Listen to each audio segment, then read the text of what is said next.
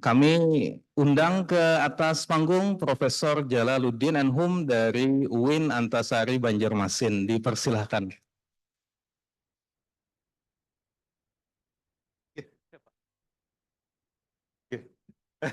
Silakan, Pak.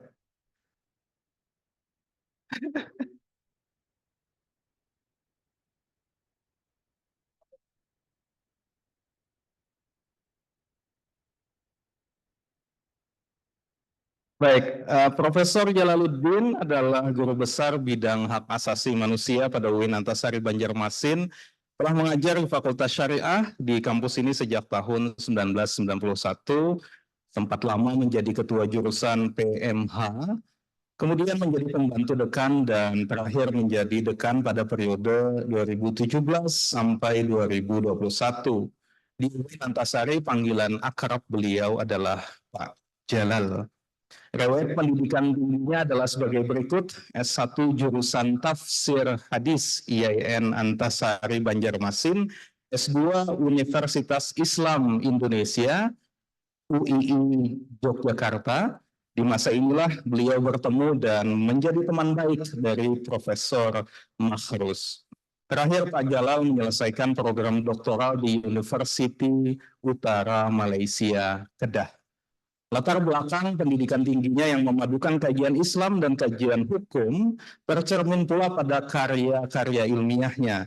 Dari yang saya lihat di halaman Google Scholar-nya, kita bisa temukan artikel dan buku tentang HAM, tentang hak konstitusional warga untuk lingkungan yang baik dan sehat, hukum perlindungan konsumen, petisi online sebagai bentuk ekspresi kebebasan berekspresi, serta maqasidus syariah dipakai untuk menganalisis Undang-Undang Sultan Adam, yakni sebuah undang-undang dari Kerajaan Banjar tempo dulu. Pak Jalal telah banyak membimbing mahasiswa S2 dan S3 hingga lulus. Selain di UIN Antasari, beliau juga diminta mengajar di beberapa kampus di Banjarmasin, misalnya Universitas Islam Kalimantan, UNISKA, dan Universitas Muhammadiyah Banjarmasin, UMB. Hari ini Profesor Jalal akan berbicara mengenai restoratif justice, pidana lingkungan hidup, dan HAM. Waktu kurang lebih 15 menit. Mudah-mudahan kita punya kesempatan untuk tanya jawab setelah itu. Waktu dipersilahkan, Pak. Assalamualaikum warahmatullahi wabarakatuh. Bismillahirrahmanirrahim. Alhamdulillahirabbil alamin. Wa bihi nasta'inu ala umurid dunya waddin. Allahumma shalli wa sallim wa barik ala nabiyyina Muhammadin wa ala alihi wa sahbihi ajma'in. Terima kasih Pak Dr. Muhajir. Yang saya hormati Dr. Makhrus, Ketua Dekan, Ibu Dekan Fakultas Syariah UIN Antasari, kemudian Bapak-bapak dan Ibu-ibu Dekan Fakultas Syariah dan Hukum PTKN se-Indonesia, Bapak-bapak dan Ibu-ibu para dosen Fakultas Syariah dan juga segenap hadirin yang berbahagia. Alhamdulillah pada kesempatan hari ini saya bisa berpartisipasi dalam seminar ini, sekedar berbagi gagasan, berbagi informasi. Karena kalau Bapak dan Ibu-ibu yang paham tentang hukum, maka judul ini sesuatu yang sepertinya tidak mungkin. Ya, karena pidana lingkungan itu tidak match kalau kita kemudian diselesaikan dengan restoratif justice. Tapi itulah gagasan. Itulah kehendak saya di dalam menyajikan gagasan pada hari ini. Salawat dan salam keagungan kemuliaan semoga senantiasa tercurah untuk Nabi kita Muhammad Sallallahu Alaihi Wasallam. Ini benar ya kayak gitu? Iya kan?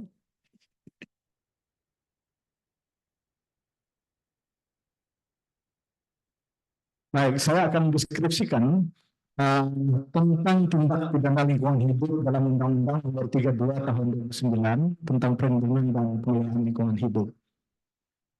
Bapak dan Ibu-ibu, tindak pidana lingkungan hidup ini merupakan tindak pidana khusus yang tidak diatur di dalam KUH pidana. Dan di Undang-Undang Nomor 1 Tahun 2004 juga, Undang-Undang Hukum Pidana yang baru, pada awalnya di draft itu masih ada 2 pasal tentang ini terkait dengan tindak pidana lingkungan hidup, tapi kemudian dihapuskan supaya tindak pidana lingkungan hidup itu benar-benar menjadi tindak pidana khusus, tidak dimuat dalam kitab undang-undang hukum pidana yang ada, yang spesial itu. Nah, oleh karena itu tindak pidana terhadap lingkungan hidup ini merupakan tindak pidana khusus, seperti juga tindak pidana korupsi dan sebagainya.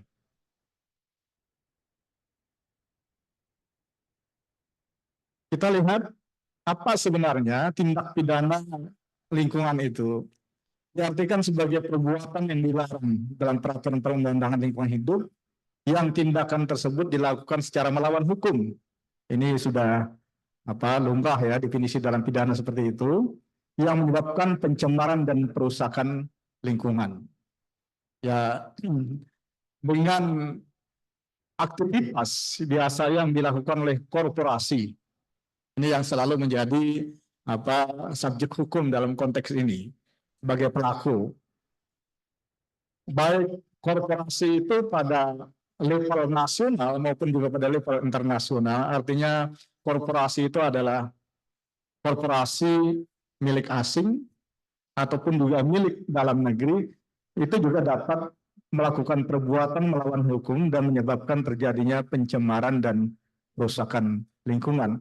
Maka ketika itu terjadi, mereka telah melakukan apa yang kita sebut sebagai tindak pidana lingkungan hidup.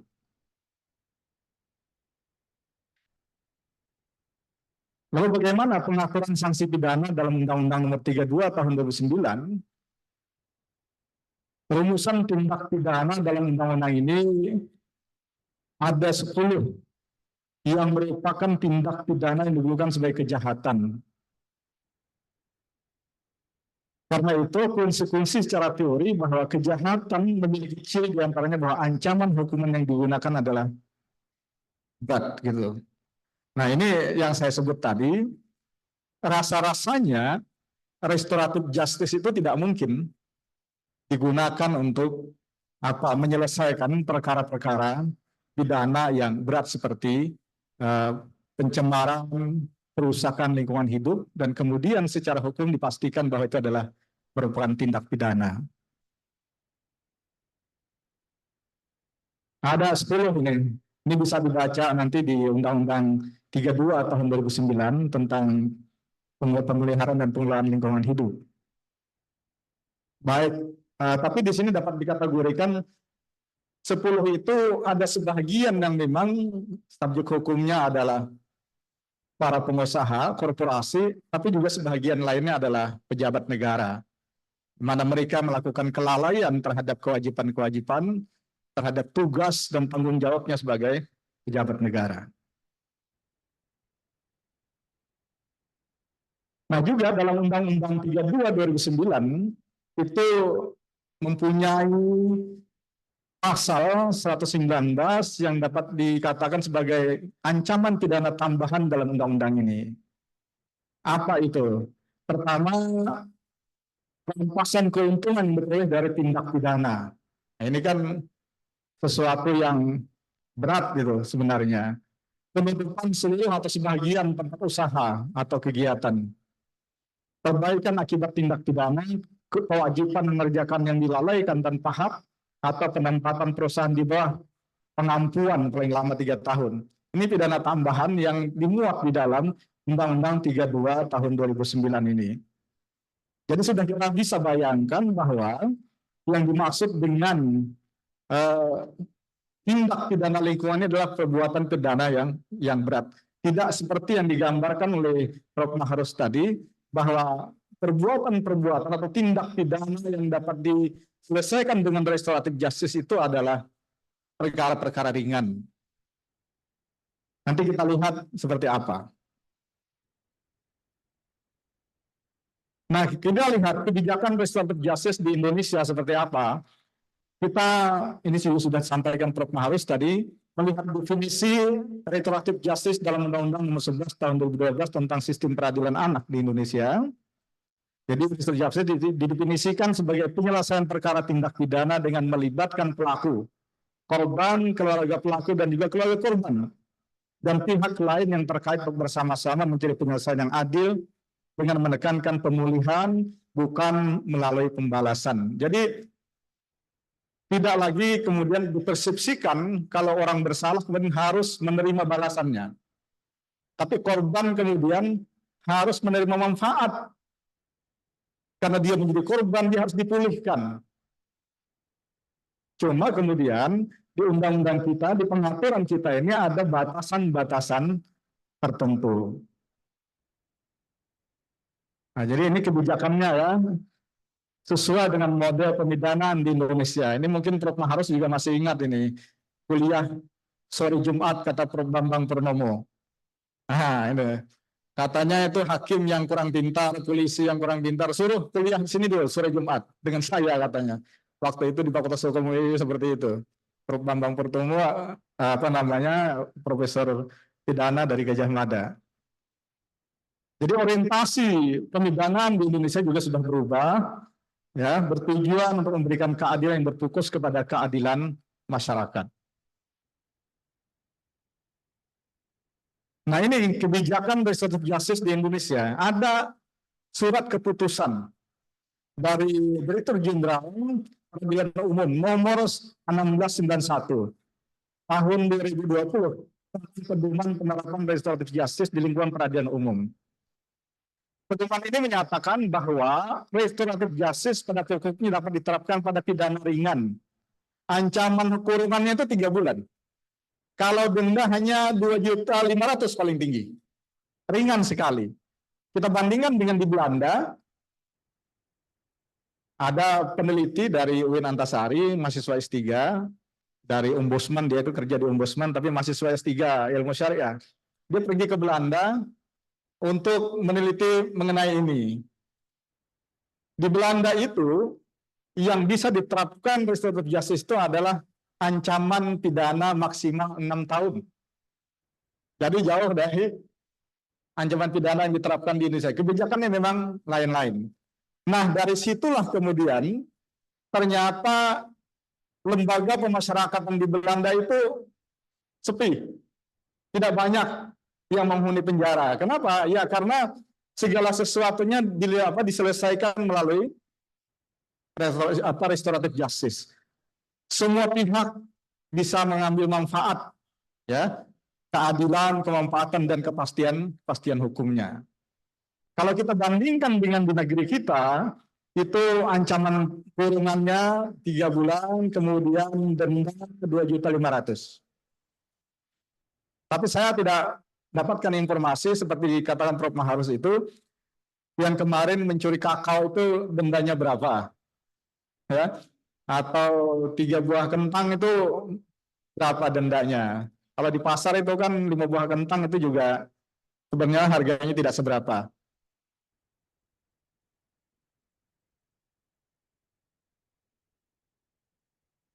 Nah, oleh karena itulah coba kita lihat tindak pidana lingkungan hidup apabila kita hadap-hadapkan dengan kebijakan restoratif justice, itu sesuatu yang tidak mungkin sebenarnya. Tindak pidana lingkungan itu tergolong pidana berat. Sementara kebijakan restoratif justice di Indonesia itu adalah untuk tindak pidana ringan. Tapi kenapa saya mencoba untuk menggagas ini spesifik sekali dalam konteks pidana lingkungan?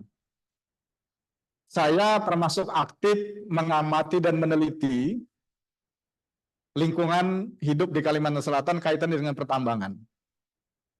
Itu yang menginspirasi saya untuk berpikir ulang, memberi gagasan baru, agar kebijakan restoratif justice tidak sekedar untuk itu. Dengan konsekuensi beberapa norma aturan di Indonesia harus kita ubah.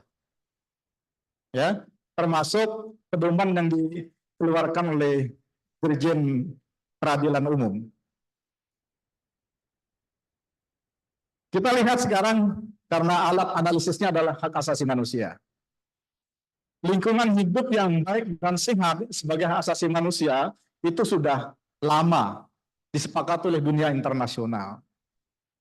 ada pada pemikiran HAM generasi keempat sebenarnya. Dasar hukumnya apa? Ini banyak pada level internasional dan juga pada level nasional. Mulai dari Deklarasi Stockholm, kemudian Montevideo, kemudian juga ada program World Commission of Environment and Development, kemudian ada Deklarasi Rio. Pasal 4 Deklarasi Rio itu adalah menyebutkan bahwa pemerintahan di seluruh dunia mempunyai kewajiban untuk berkomitmen pada terjaminnya pemenuhan lingkungan hidup yang baik, sehat, dan bersih sebagai hak asasi manusia. Nah, kemudian kita lihat selanjutnya dalam Deklarasi Kairo juga ada pernyataan bahwa lingkungan hidup itu sebagai hak asasi manusia. Deklarasi Kairo itu adalah upaya negara-negara Islam untuk mengimbangi Deklarasi Universal Hak Asasi Manusia karena ada pasal-pasal yang dianggap oleh negara-negara Islam tidak terlalu matching dengan ajaran Islam. Seperti umpamanya hak kebebasan beragama dan juga kawin beda agama. Itu kan yang kemudian waktu tahun 48 Saudi Arabia menjadi abstain gitu. Kemudian juga United Nations Convention on Biological Diversity dan juga ini ada Convention of Climate Change. Nah, pada level nasional dalam Undang-Undang Dasar 1945 pasal 28H ayat 1. Setiap orang berhak hidup sejahtera lahir dan batin, bertempat tinggal dan mendapatkan lingkungan hidup yang baik dan sehat. Tetap berhak memperoleh pelayanan kesehatan. Ini berarti lingkungan hidup yang baik dan sehat itu telah menjadi hak konstitusional kita. Hak konstitusional warga negara. Bahkan tidak hanya ini, pada Undang-Undang 39 tahun 99 tentang hak asasi manusia, pasal 9 ayat 3 juga disebutkan setiap orang berhak atas lingkungan hidup yang baik dan sehat. Berarti ini menjadi hak hukum kita sebagai warga negara, tidak segera pada undang-undang ini, bahkan pada Undang-Undang 32 tadi tentang pemeliharaan dan pemeliharaan lingkungan hidup. Pada pasal 3 huruf G disebutkan bahwa tujuan daripada Undang-Undang 32 ini adalah untuk menjamin pemenuhan dan perlindungan hak atas lingkungan hidup sebagai bagian daripada hak asasi manusia. Oleh karena itu, berkaitan dengan inilah kita coba lihat bagaimana hak asasi manusia kemudian menganggap penting.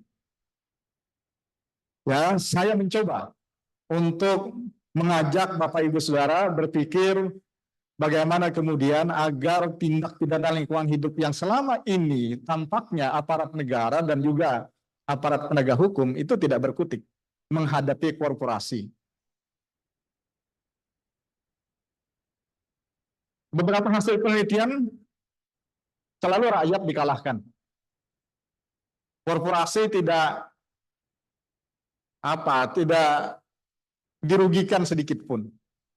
Bahkan negara menjadi bagian daripada korporasi. Mungkin itu yang melahirkan oligarki akhirnya. Oke. Ya. Nah, kemudian di Kalimantan Selatan, Bapak Ibu, hari ini jalan negara longsor. Kenapa? Karena di sisinya ditambang batu bara. Sampai sekarang tidak diperbaiki. Negara diam. Ya, negara diam. Ya, jalannya bahkan dipindah gitu. Di mana keadilan untuk rakyat? Nah, oleh karena itulah maka ini menjadi penting restoratif justice model lain daripada tindak pidana ringan. Supaya ada keadilan dalam konteks spesifik kasus-kasus lingkungan hidup berkaitan dengan pertambangan batu bara maupun pertambangan-pertambangan yang lain. Saya diingatkan untuk closing karena Pak Jaksa Agung sudah masuk begitu. Terima kasih, Burung Irian, Burung Cendrawasih. Sekian dan terima kasih. Assalamualaikum warahmatullahi wabarakatuh. Terima kasih banyak Profesor Jalaluddin dan saya ingin minta ditemani sama Bapak di sini. Ya. Baik, sudah terhubung teman-teman IT?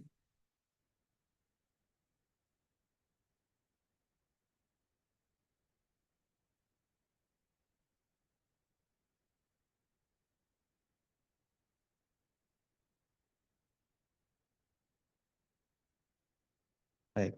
Apakah gambar beliau bisa kita lihat di layar nantinya?